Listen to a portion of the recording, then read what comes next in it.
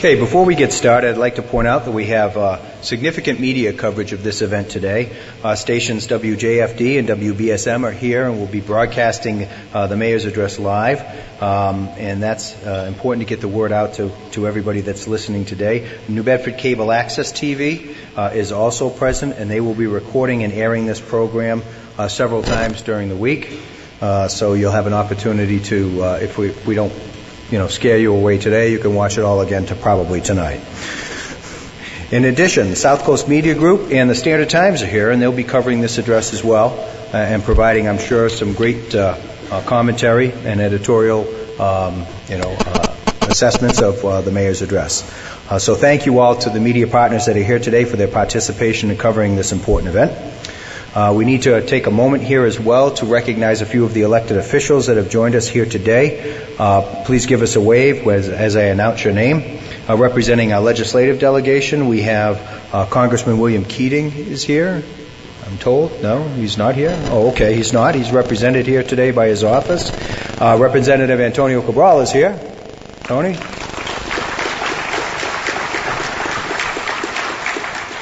And Representative Robert Casera is with us as well. From the City Council, we have Joe Lopes, Jim Oliveira, Linda Morad, Kerry Winterson, Dana Rivera, Naomi Carney, Deborah Coelho, Dave Alves, Brian Gomes, last but not least, our good friend Steve Martin. From the school committee, Bruce Oliveira and Josh Amaral are joining us today. Very important. And New Bedford Board of Assessors, Maria Pina Rocher is with us here as well. So thank you very much for coming. And I apologize if we missed anybody. We try to keep the list as up, but we do have people that come in at the last minute. I'd also like to take a time to thank our primary corporate sponsor for today's State of the City address, and that's Webster Bank. They've been consistent in their support of today's program, and their support reflects their dedication and commitment to the City of New Bedford. Thank you. We certainly appreciate your support, Webster Bank.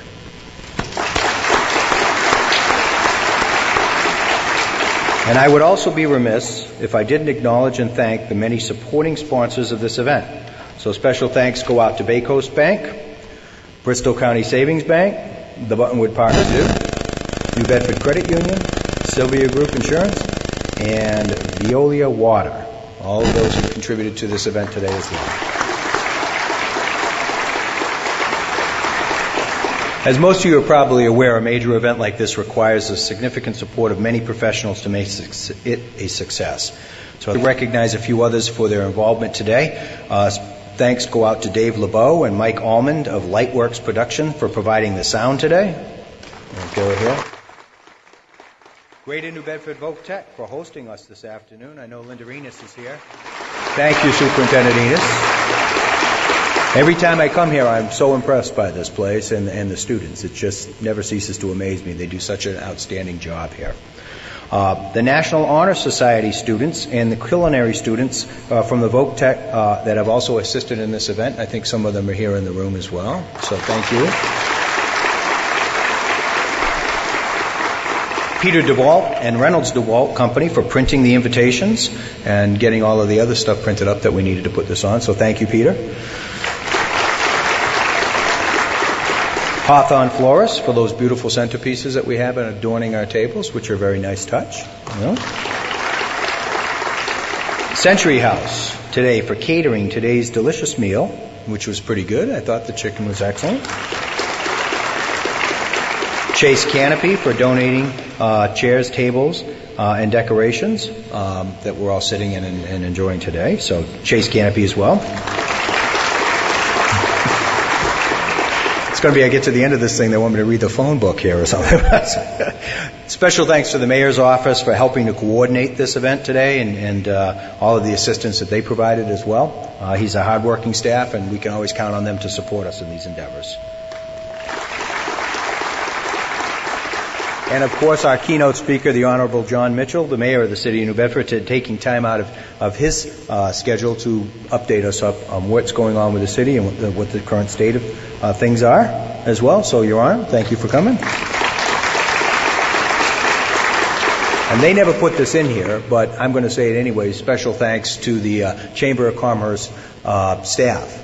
As most of you know, they're currently leaderless and rudderless, with Roy being gone. Not really, but we have Dave Maher has done a great job stepping in. But they have really done a fantastic job. Our people that are working on the staff at the Chamber, in addition to putting this event together, taking care of all of the myriad of other duties that they are responsible for. So if I could get a round of applause for the staff at the Chamber. Really do a good job. It is now my pleasure to stop speaking so you can listen to somebody else. But I'd like to introduce the regional president of Webster Bank, Mr. Bob Toomey, who's going to basically give us a brief assessment of what's happening with Webster and Company. So, Mr. Toomey.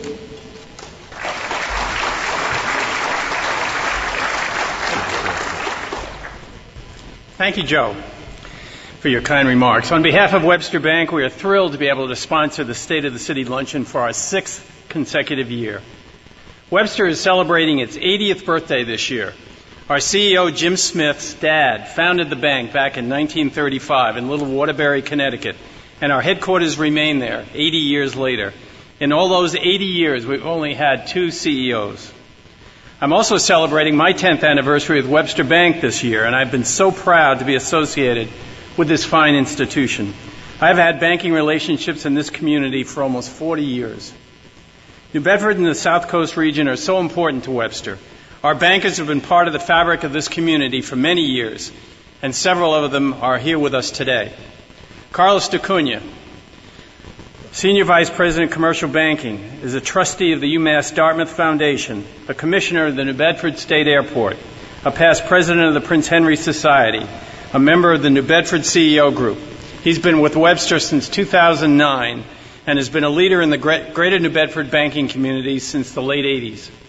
Jeff Paliuka, Senior Vice President, Business Banking, is a member of the Chamber's Board of Directors and Vice Chair of Membership. Jeff's been with Webster since 2010 and has been serving this community for 16 years. Linda DeMarco, Senior Vice President and Market Manager for our community bank, is on the Board of Junior Achievement of Southern Mass and the Fall River New Bedford Samaritans. Linda's been with Webster for 27 years, serving the greater New Bedford and South Coast region. Don Tropoli, Senior Vice President, 5 years with Webster. He runs business banking for all of Rhode Island and southeastern Mass. Don is active with the Fall River Chamber and the Narrow Center for the Arts in Fall River. All of the Webster people here today and those working on our local banking centers are deeply devoted to serving the needs of this community. In the 12 months since I last stood on this stage, we have closed more than $50 million in loans to a variety of local businesses and $24 million in residential mortgages, of which $15 million went to first-time home buyers. We've also held more than a half dozen seminars for first-time home buyers in this market, including one with the City of New Bedford Housing and Development that attracted more than 50 attendees. And we rolled out a very successful series of free workshops for senior citizens on how to detect and prevent elder financial abuse. We offer these seminars to senior centers and other organizations that serve our elder population. Linda DeMarco leads this effort for us in the South Coast. And in fact, she taught one this morning at Oaks Nursing Home and Rehabilitation Center to an audience of almost 40 people. Since beginning these workshops in late 2013, we have held a half dozen in the greater New Bedford area alone and reached more than 200 local senior citizens. I'm honored that the Chamber has asked us to again participate in today's State of the City address. Webster Bank is privileged to be part of this vibrant community and to have a strong working relationship with the City of New Bedford. 2 of our clients from the city are seated at our table, Mark Fuller, Assistant Treasurer, and Carol Days, Operations Manager. Now in his second term as mayor, Jon Mitchell continues to press forward on a range of issues that matter most to those who live and work in New Bedford and the surrounding communities. From the start, his approach to governing New Bedford has been to confront every challenge head-on and to seize each opportunity with energy and optimism. Mayor Mitchell's leadership strategy builds on the unique assets of New Bedford, assets so many other American cities can only dream of, including a dynamic and industrial and recreational port, a growing downtown business district, a vibrant cultural scene, an amazing history, and a proud population with a strong sense of community. Mayor Mitchell and his team have been working diligently to address what really matters to city residents: restoring confidence in the school system, operating a more efficient and effective city government, improving the quality of life in city neighborhoods, and encouraging economic investment and job growth. So today we look forward to his report on where the city stands and to hear his vision for its future. On behalf of the Chamber of Commerce, please join me in welcoming New Bedford Mayor Jon Mitchell to deliver his fourth State of the City address.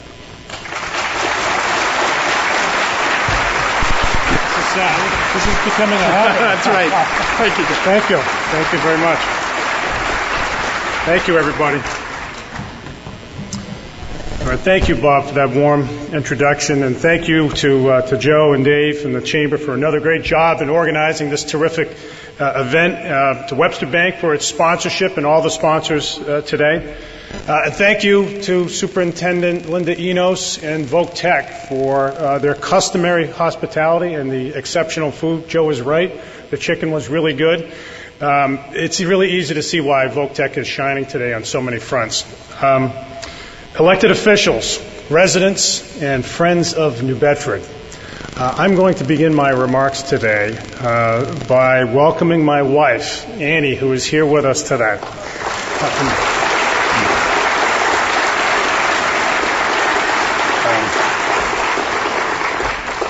She didn't know I was going to do this. I'm the second busiest person in my house, and it's been a while since she and I had lunch together. So we relish this opportunity for a little time together, and it's even better that we have 500 of our friends join us. In a year that we will remember most for snowdrifts, the residents of our city have hung together, strived on, believed in better, and worked for it. I'm here today to report that the collective effort of our residents and city employees has produced real and unqualified successes. Let's take stock of it for a moment. We have experienced robust across-the-board economic growth in this city. Our major businesses, especially our manufacturers, have generated a rising tide of job creation. Joseph Abood, for instance, alone has added over 200 jobs in the last year. But it's also been the new businesses like the Black Whale and D&B Burger and the new business incubators in and around the downtown that mark a surge in entrepreneurial activity that is expanding our economy from the ground up. The growth has been less dramatic than if it had resulted from one major project. Home runs are great, but singles and doubles add up too, and they've really added up. One of the more accurate measures, reliable measures of municipal growth, the number of building permits issued, is up 40% since 2011. But it's really about the jobs. Since 2011, according to the Massachusetts Department of Labor, the labor force in New Bedford has grown enormously, adding over 5,000 jobs. That is a staggering number for a city of 100,000, regardless of its history, and especially an older industrial city. The growth in employment has been so rapid that last July, the Wall Street Journal reported that of all U.S. cities, New Bedford experienced the sharpest drop in unemployment over the previous year. We are in the midst of a job expansion.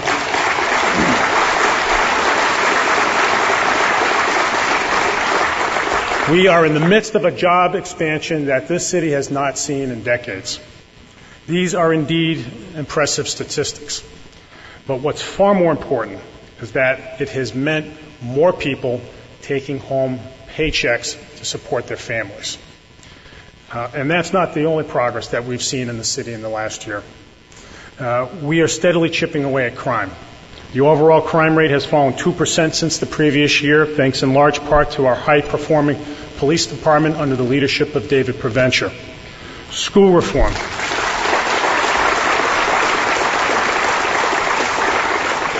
School reform is moving forward on all fronts.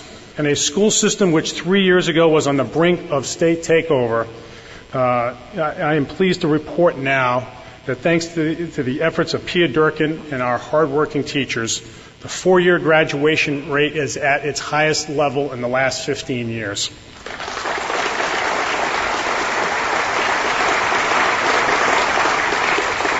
City services have been upgraded across the board through the continued implementation of performance management systems and our adherence to the New Bedford Way, the statement of our city government's commitment to high-quality services that I announced last year right here. The most conspicuous of these improvements in the last year were the overhaul of New Bedford's trash collection system, which has resulted in the dramatic doubling of the city's recycling rate and a reduction of trash on our streets, as well as the replacement of our old streetlights with energy-saving LED bulbs, both measures that will save New Bedford taxpayers tens of millions of dollars over the next 20 years. Our solar program that uses city-owned properties for solar farms has garnered national attention, including, again, in the Wall Street Journal, which reported since we were here last that the city of New Bedford now derives more electricity from solar per capita than any U.S. city except Honolulu. Now, I would submit that Honolulu has not ever had the winter that we just had, so it's not exactly a level playing field. The point is that our proactive efforts in green energy will save taxpayers over $20 million in the next 20 years. In the last, thank you.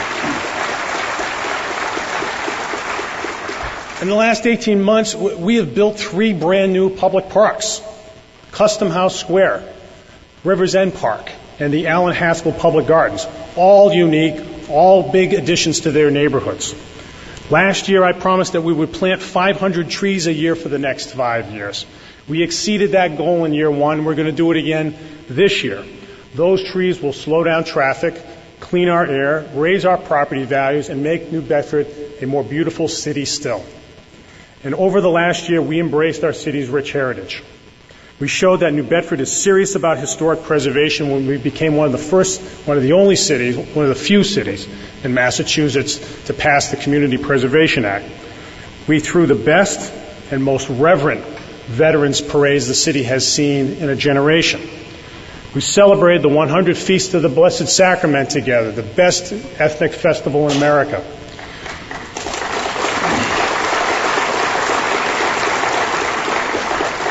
And when the Charles W. Morgan made her homecoming to our shores last summer, drawing the largest crowd of tourists to downtown in decades, New Bedford put on a welcoming party that made our residents swell with pride for our glorious past and showed America that New Bedford is back on its way up.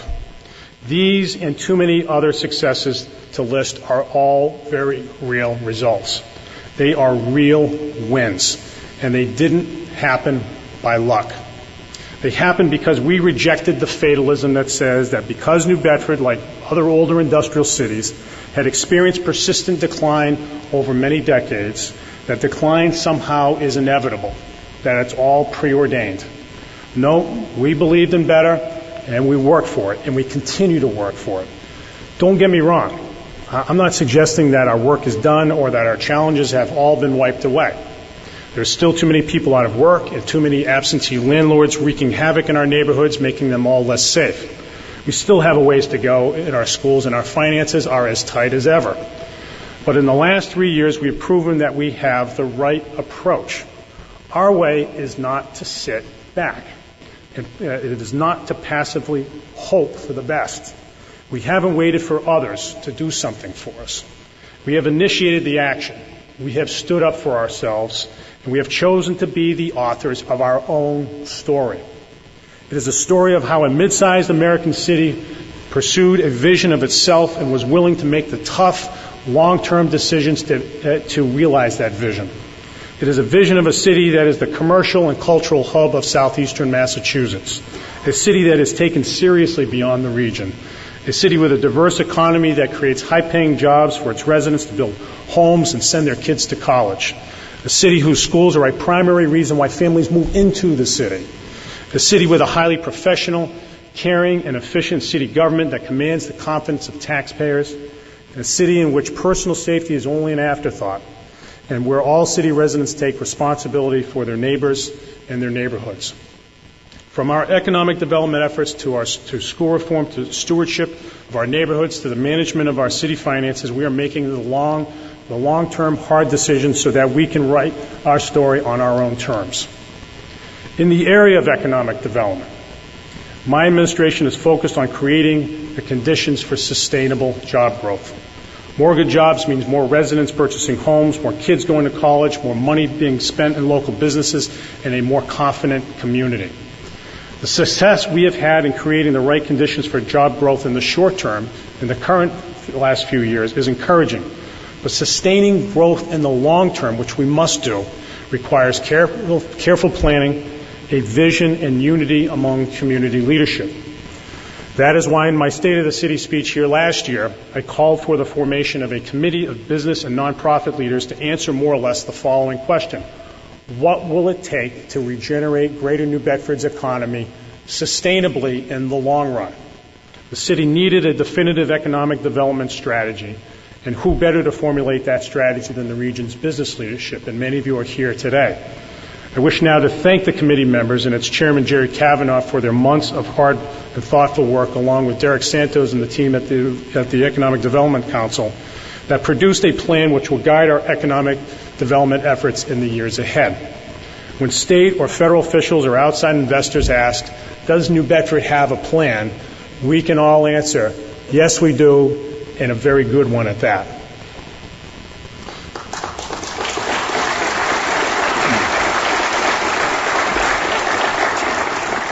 The plan is based on a few key ideas. The first is that it is a plan, a regional economic development plan, a regional plan that is New Bedford-centric. The city is the hub of a culturally, economically, and physically distinct metropolitan area. We may not be a major metropolitan area, but we are a metropolitan area nonetheless. We're not just one. New Bedford isn't just one of a series of communities that string along the southern coastline of Massachusetts. We are the center of it. New Bedford, and particularly the downtown, is the gravitational center of the region.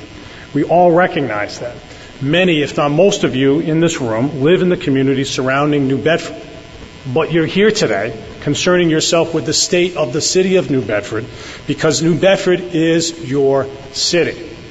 You recognize that as New Bedford goes, so goes every nearby community. As our own metropolitan economy, our focus should not be on how the Greater Boston economy might benefit us, but we need to focus instead on our own strengths, our own assets. This plan does that. Chief among our assets, of course, is our port. The key to making the most out of the Port of New Bedford and to enable our maritime businesses to create well-paying jobs is to recognize that our port can and should continue to support the success of all of its industries. Commercial fishing, of course, but cargo as well as recreational boating. Opportunities lie ahead in each of these industries. And the long-term strength and stability of the port lies in having a dynamic and diverse set of business activity. Our strategy should be to stick with the historic approach of making our harbor available to businesses that can gain a competitive advantage by operating there. Rather than favoring one industry to the exclusion of others, our choice should be all of the above. I am pleased to report another successful year in the Port of New Bedford. We, of course, remain the preeminent commercial fishing port in America, and although the total catch in the Northeast continues to shrink, our slice of the pie is growing. According to the most recent NOAA data, New Bedford's landings now comprise 34% of all of New England's and 9% of the entire country. We are, to use the metaphor, the biggest fish in the sea. I will continue my fight to level the regulatory playing field for the industry, not just at the Fisheries Council meetings, which we've been to time and again, but also on Capitol Hill, where this year Congress will take up reauthorization of the Magnuson-Stevens Act, the legislation that governs commercial fishing throughout the United States. At the same time, we've worked closely with Maritime International, our harbor stevedoring company, around the expansion of cargo in our harbor. And this year has been a real success story. This season, we had a record number of freighters call on the port and have doubled the amount of tonnage that has come in. every one of the port calls, every one of those large freighters that we've seen in the harbor injects about $250,000 into the local economy. And that creates job opportunities for our longshoremen. They've seen more business than they have in recent memory. It also bears noting that the recreational boating sector, which draws millions of dollars into the port, and we're not known for this, but it is a big business in our harbor, is growing too. Last year we started a launch service on the HDC, the Harbor Development Commission started a launch service to bring boaters who are moored in the harbor into the central waterfront so that people could leave and walk into the downtown and spend money in our shops and restaurants. In its first year, the launch carried over 1,300 riders, and mooring rentals in our harbor nearly tripled. People are coming down to the harbor also, as we all know, in droves to hear the concerts, to go to the festivals. They want to connect with the water. The completion of the New Bedford Marine Commerce Terminal in the months ahead will offer more opportunities for cargo vessels and other maritime jobs. With the expansion of the Panama Canal in the coming years and the establishment of large cargo hubs on the East Coast, there will be opportunities for ports of our size to serve as redistribution spokes for those hubs. The new terminal sets us up very well for that business and gives us yet another opportunity to create jobs in the port. The terminal will also help us become the premier offshore wind port in the Northeast. Windmills may not appear in our harbor as quickly as we would have liked, but the opportunity to become the center of the offshore wind industry in the United States remains well within our reach, and we must be ready for it. Consider this.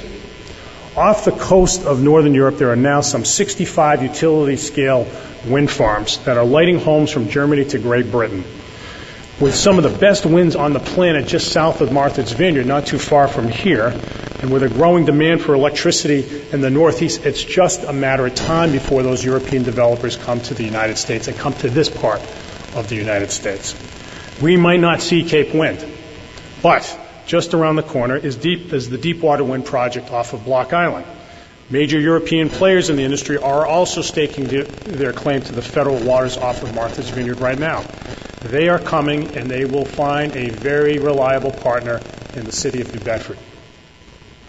The next important step in our quest to become a center for the offshore wind industry is about to come up, and that is for the legislature to pass a bill that provides reasonable market incentives for the industry. These incentives, if coupled with an expansion of the natural gas supply to the state, will help diversify our energy resources and stabilize prices without, at the same time, unduly burdening ratepayers. The city, along with Representative Tony Cabral and our legislative delegation, are supporting the legislation proposed by Representative Pat Haddad that would do just that.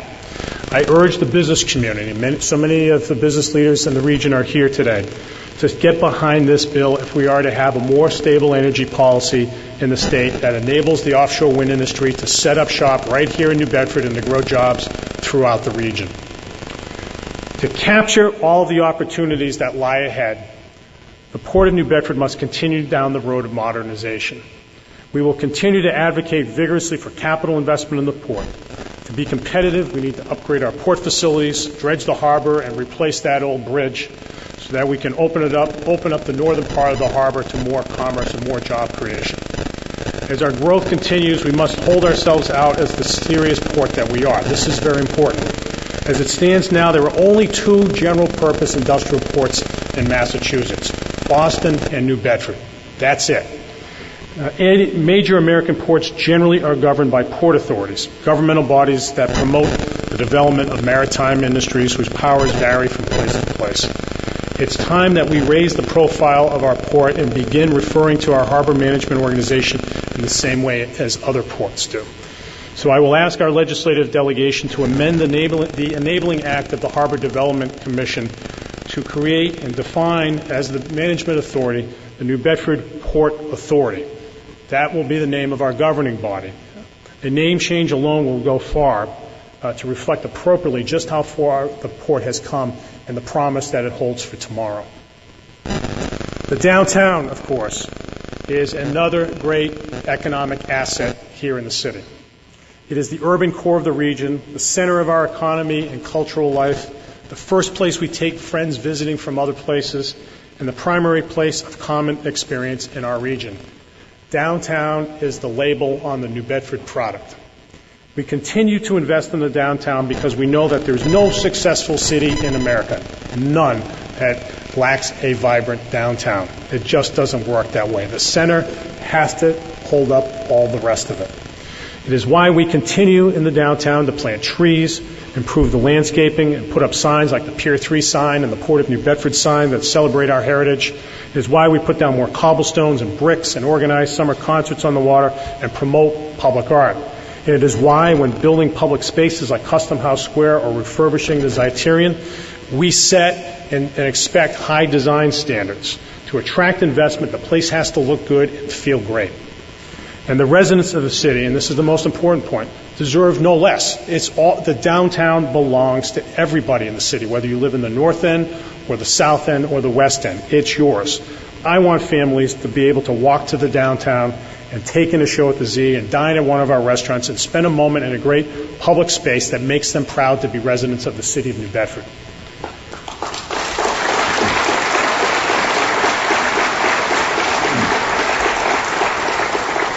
As we've been making these public investments in the downtown, we've seen private investment interest pick up.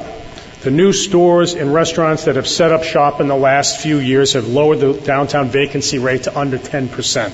The spectacular addition to the Whaling Museum, headed by James Russell, now underway, is itself a validation of the growth in the downtown and the city more generally.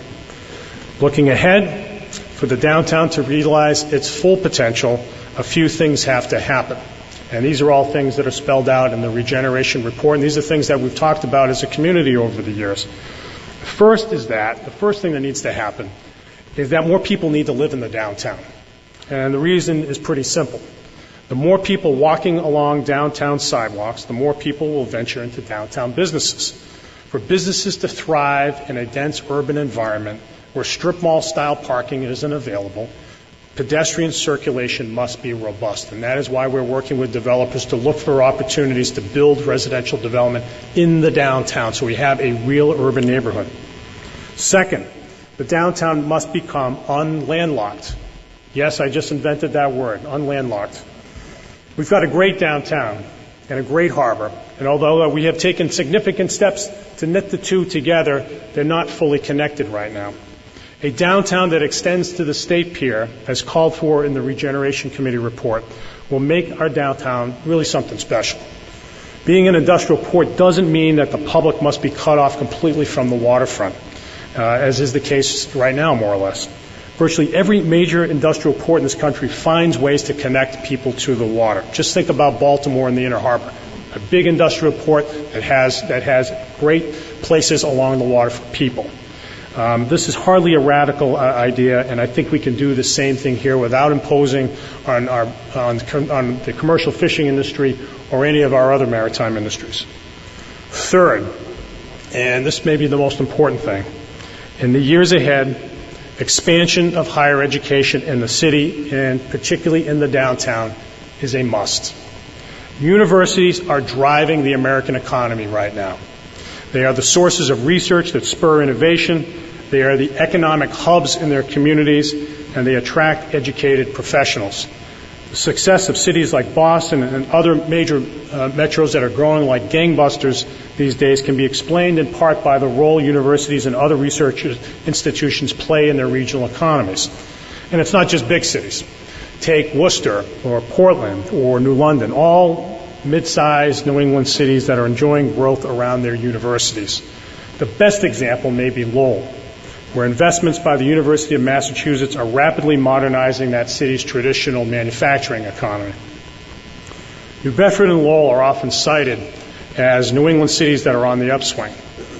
But the part of the story that must be told is that while the UMass system has made a whopping $600 million in new capital investment in Lowell since 2009, during that same period, the university system, the UMass system, has not spent a dollar in capital investments in the city of New Bedford.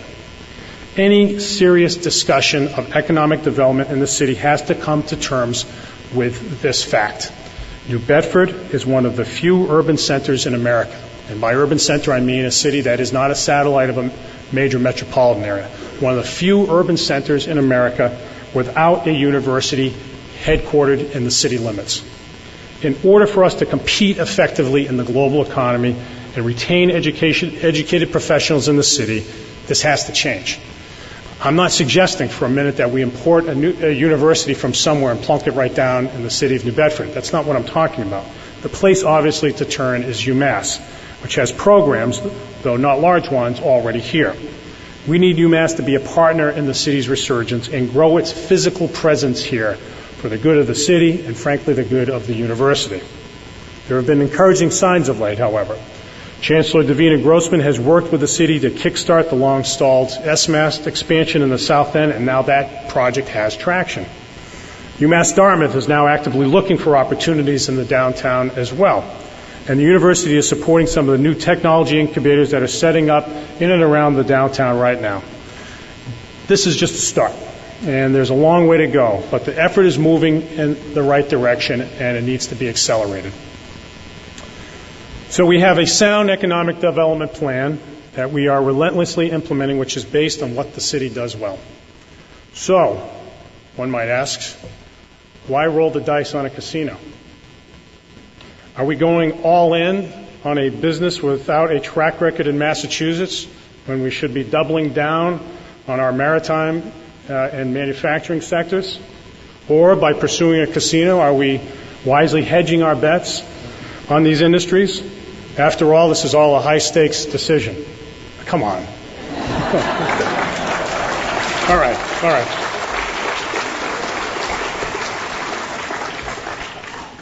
I'm going to quit my day job. So you have heard me say that for the last couple of years that I would be willing to enter into an agreement with a casino developer only if it were a good deal for New Bedford. Whereas in other communities, municipal leaders have said more or less, just tell me where to sign. I believe that any deal would have to be done on our terms. The deal we fought for and struck with KG Urban is a good deal for New Bedford. It is on New Bedford's terms. The direct benefits are hard to deny. The project will create over 2,000 permanent jobs, that conservative estimates are. That would make it twice as large as the Acushnet Company, the current largest for-profit employer in the region. The direct annual payments to the city will enable us to stabilize our finances and reinvest in the city. The project would clean up a massive brownfield site that will otherwise remain as is for the foreseeable future, perhaps for decades. The project would spend year in and year out considerably on New Bedford businesses. Now, some might point out that other casino projects have made similar claims, and we all know that casino developers have often failed to deliver on their vaunted promises up front. So why is this different? I shared the concerns voiced by many that a casino might diminish the appeal of the downtown, the availability of waterfront industrial land, and tarnish the city's image. So I fought for terms that directly address these issues. The host community agreement, limits the number of shops and restaurants and hotel rooms, so casino patrons are going to be forced into the downtown to spend money. They'll have no choice. They're not going to want to wait for 2 hours to get a seat at a restaurant at a casino, at the casino site. We insisted on a conference center, and we were able to secure one in the agreement that will hold some 2,000 people, not all of whom, at any given event, are going to be gambling. These are people, there will be people in every group who will gamble, and others who will want to see things like the Whaling Museum and the Zeiterion, and go to our shops and restaurants and other cultural attractions. It brings more density to the downtown. We've protected the Zeiterion. We've created a voucher program to encourage tourist spending in the downtown and throughout the city that the casino will have to issue.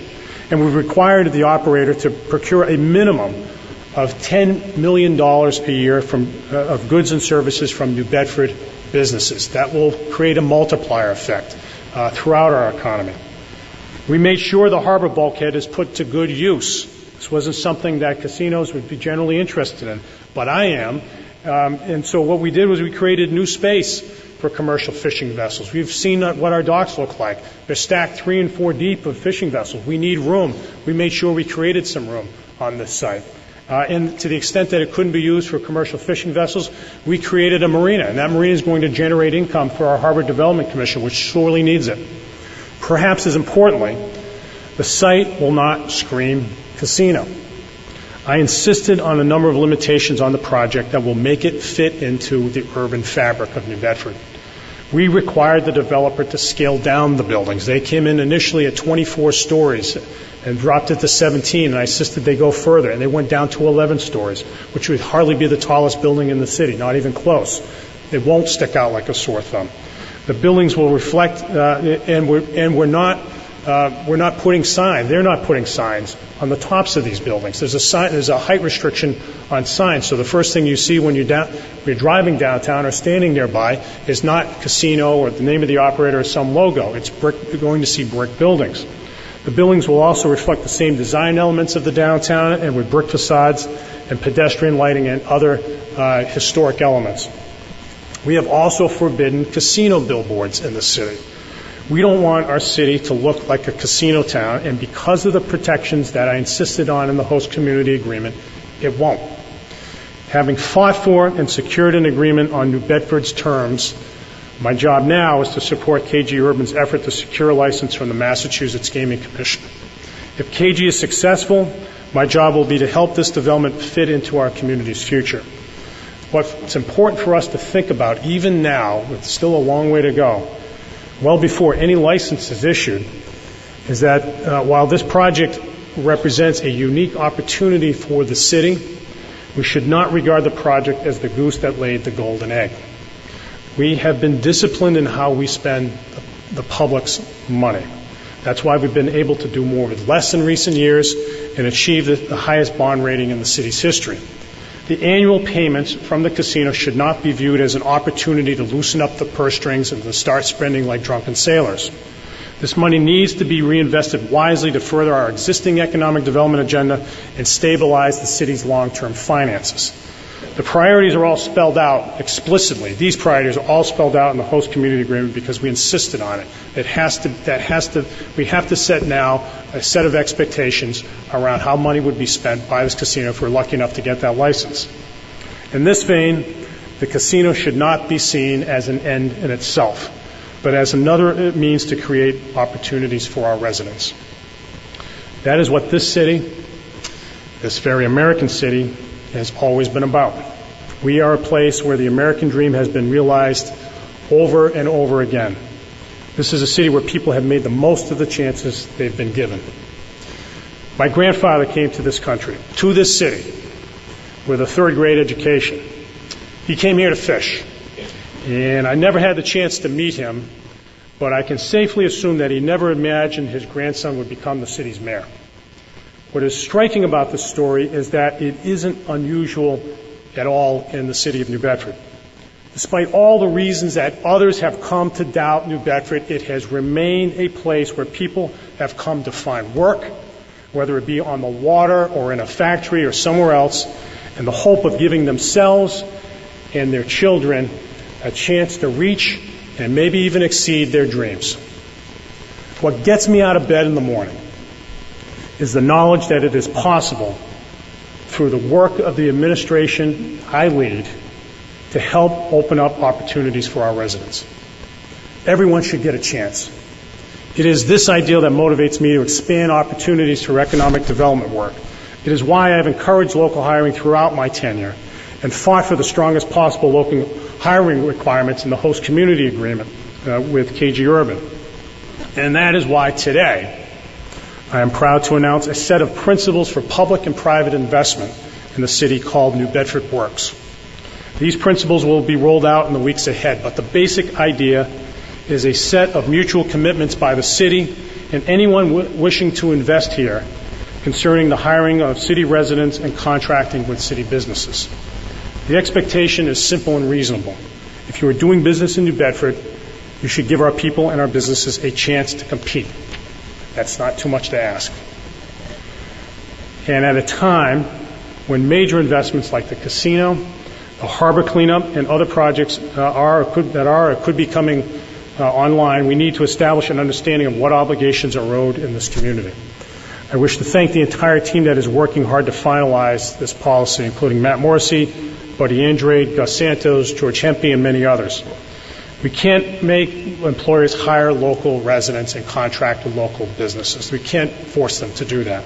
But we can certainly expect them to understand that our residents and businesses are ready to pounce on opportunities when they are granted them. Our work to expand opportunity extends to our children, of course, our school children. And at this point, we need no reminding that our schools had been in a state of decline for several years and had reached the brink of state takeover when I entered office. At the time, many suggested that we simply let the state take over and wash our hands of the problem.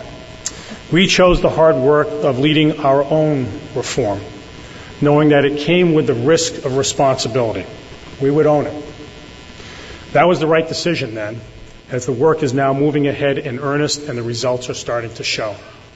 I mentioned the past only to highlight that it was through the persistent focus on the New Bedford school system by the Standard Times under the leadership of Bob Unger that the magnitude of the challenge and the need to address it head-on became clear. Bob elevated the issue of education reform because he knew that our region couldn't pull itself forward if its children lacked the skills to compete in a global economy. Bob, of course, has moved on from the paper, but the reform effort has long left the station and isn't stopping. Bob, thank you for setting the bar higher for our schools. That's exactly where it should be.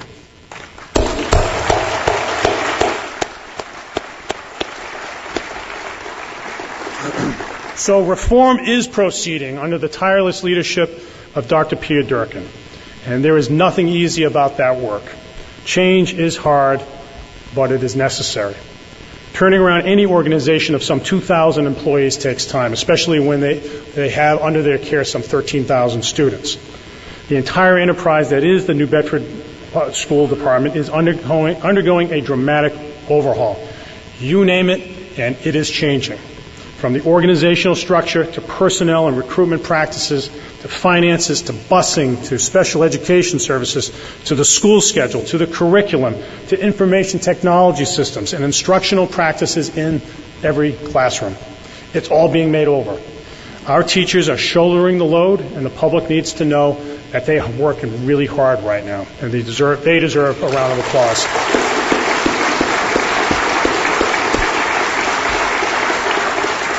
Now, some of this effort is already showing up on the scoreboards we tend to focus on. MCAS scores are inching forward. Many more students, a record number of students in New Bedford High School are taking advanced placement courses. A number of them are seated right over along that curtain right over there. And as I noted, the dropout rate, and this is very significant, has dropped significantly, and that's a huge achievement by our school system. All this progress will become more evident as time goes on. But no one should be under the illusion that this is all an overnight exercise. The direction of reform in our schools is the right one, but it won't be fully successful in the absence of trust. Change can be threatening.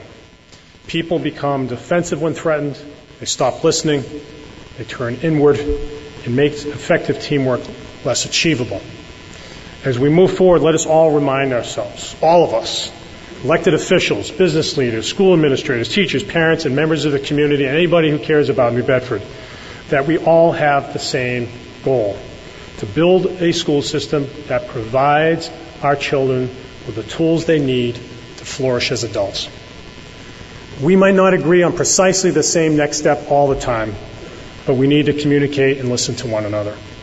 We'll be surprised at how much more we can get accomplished together. We've moved mountains in our school system already.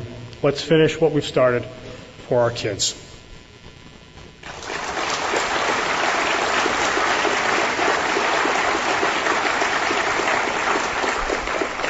Strong cities have strong neighborhoods, and neighborhoods remain strong when residents and City Hall work together to support a quality of life that allows children to play outside and dogs to be walked and homeowners to sit on the porch on a warm summer's night. Vibrant neighborhoods draw residents out of their homes to comfortably spend time with their neighbors in a way that strengthens the bonds with their neighbors and makes for stronger communities. While most of our neighborhoods fit this ideal, and not all of them do, although the city has been successful in keeping the lid on gun violence and crime overall is down 2%, I believe there is more work to be done. We will continue to hire new police officers and upgrade police equipment and vehicles. We will continue to refine our analysis of crime data in ways that will enable us to anticipate trouble and put police in positions to deal with it ahead of time. We will continue to address the blight that attracts criminal behavior. We will continue to erase graffiti across the city and clean up vacant lots. Our neighborhood task force will continue its aggressive enforcement of the building and sanitary code so that our housing stock can be safer and neater and our neighborhoods look better. Tonight, the City Council has an opportunity to pass the problem property ordinance, the most important crime prevention measure that has come before the Council in recent memory. This measure, which I filed over 2 years ago, would shift the cost of excessive police responses to landlords who ignore problems on their very own properties. We have some properties in this city in recent years, and far too many of them, where the police have been summoned more than 100 times, over 100 times within a year. We know that landlords can't control everything that their tenants do, but at some point, landlords who turn a blind eye to persistent problems of people they know are themselves bringing problems to the property bear some measure of responsibility for those problems. I thank and applaud the 7 city councilors that voted the measure out of committee on Tuesday, and I asked them and I ask for your support for them tonight. So let's get this done, because it is a big deal for our city to stabilize our neighborhoods in ways that will enable them to turn the corner. The biggest challenge to our progress, as it is for many cities these days, is to find the money to address our needs. Since the financial meltdown of 2008, government at all levels is still struggling to pay the bills. We are still navigating through dangerous financial currents with no safe harbor on the horizon. And that's not news. You've heard similar things from me before. The days of healthy property tax revenue growth are not in sight, and the precise level of state aid is uncertain. Meanwhile, the cost of government is going up, and we're still dealing with budget decisions that have been made in the past that put us in a difficult position. Again, this is not news. What is news is that these conditions persist despite the efficiencies we've been able to implement in the last few years. City government right now is leaner and more efficient than it has ever been before. Wall Street gave us the highest bond rating in the city's history because of our sound financial management and operational management. We have been nationally recognized for our municipal solar program and energy efficiency measures that is saving the city millions of dollars, as I noted earlier. And we've saved millions more by restructuring our debt, managing a conservative capital improvement program, and switching our phones over to voice over internet so that we can reduce our phone bills. In the last few months, we shaved off a quarter of our retiree health care liability, which will save an enormous sum, $138 million over the next 30 years. That's a huge achievement.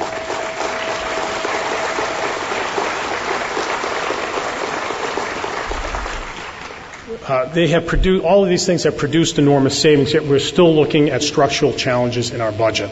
And so we will continue down the path of more transparency, more efficiency. We may have picked the low-hanging fruit. We're going to pick the higher fruit to make our city government more efficient. But we still have to face up to the fact that the costs attributable to retiree benefits, whose terms and eligibility are dictated by the state, are continuing to become a tighter and tighter vice. And another big chunk of the problem is the decline in state charter school reimbursements. Again, these are state decisions that are putting the pressure on municipalities, including us. We're also going to be faced on how to pick up the salaries of many of our firefighters coming off the federal SAFER grant when it expires later this year. We have applied for a new grant to fund a lower number of positions in the hope of avoiding layoffs in that department, and we're working very closely with the fire department, a very effective fire department that keeps us safe, to accomplish just that. What all of this means for the city is that we're going to have to trim back this year. I've instructed department heads that we need to find savings, and we need to expect that we're not going to be level funded this year. We're going to be funded at lower levels. And so we can expect spending reductions, and none of that will be easy. But these are the tough decisions that are necessary to maintain the steady course that we're on. Until we see more growth in property values, we must maintain a disciplined approach to financial management, and that's exactly what we plan to do. Writing the story of our city's future, of the future to which we aspire, in the face of these financial challenges is a tall order. It's hard. But nothing in life that is worthwhile is easy. We take on these challenges to make our community a better place, because if that isn't a cause worthy of our devotion, what is? This is our home. This is the home of our family. This is the home of our friends. Our community is a big part of us. Writing our own story means that we get the opportunity to define ourselves not by our challenges, but how we respond to them. For all that who profess a love for our city, we need to ask ourselves what role we can play in that story. How can we contribute to the long-term success of our community? The answers are all around us.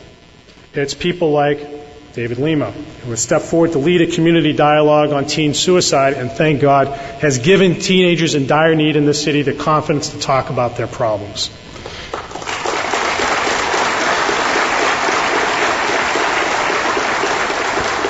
It's people like Reverend Russ Chamberlain, who found a way to keep his shelter doors open and put a roof over the heads of those who were left out in the brutal winter that we're emerging from right now.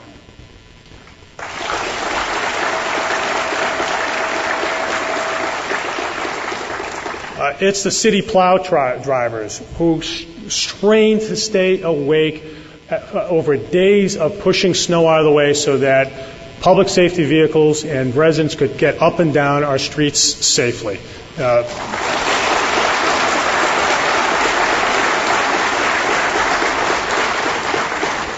None of these people are going through the motions. None of them are doing what they do and doing the little extra to gain attention or adulation. They don't do it for credit.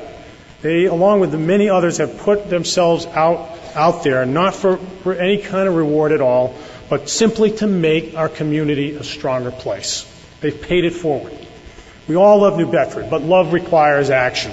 If you care about education, find a way to help a student, even tutor a student. If you care about the look of the city, volunteer for Operation Clean Sweep or a garden club, or just pick up trash when you have a free moment. If you want to advance important civic goals, serve on a board or simply speak out about them. Engage with the community.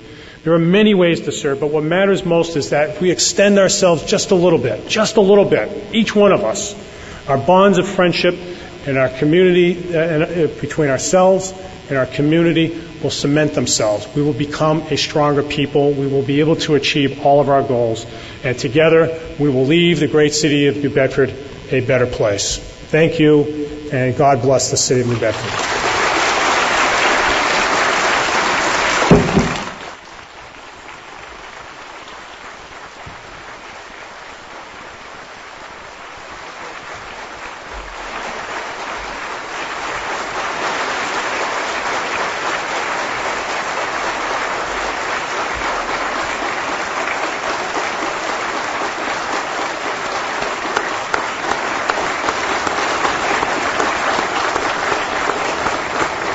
Thank you, Mr. Mayor. It was very good, and we enjoyed listening to you. Thank you all for coming on behalf of the Board of Directors of the Chamber. I'd like to thank all of our sponsors once again for helping to make this event happen. And that concludes our event for this afternoon. Enjoy the rest of your day at work, I guess. Thank you.